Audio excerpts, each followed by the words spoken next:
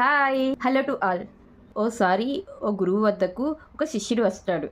గురుగారు, నాకు జీవితం చాలా కష్టంగా ఉంది, నా కష్టాలు తీరేలా నాకు అనిపించట్లేదు అని అంటాడు.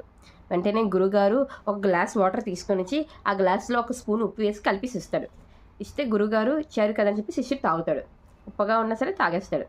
తర్వాత గురుగారు ఒక సరస్వతికి తీసుకెళ్తారు. సరస్వతి వాటర్ చాలా ఎక్కువగా ఉంటుంది కదా, అందులో ఒక స్పూన్ ఉప్పు వేసి కలిపిసిస్తాడు. ఒక గ్లాస్తో తీసేస్తారు, తాగు సరస్సు వాటర్ అని.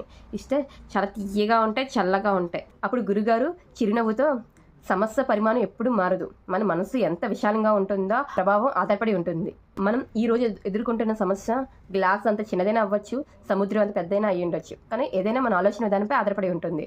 ముందుగా మనం గోల్ రీచ్ అవ్వడానికి మనం గోల్ని ఫిక్స్ చేసుకోవాలి. స్మాల్ స్టెప్స్ను ప్లాన్ చేసుకోవాలి. డైలీ కన్సిస్టెన్సీ మెయింటైన్ చేయాలి. ట్రాక్ అడ్జస్ట్ చేసుకోవాలి. పాజిటివ్ మైండ్ సెట్తో అడుగు వేయాలి.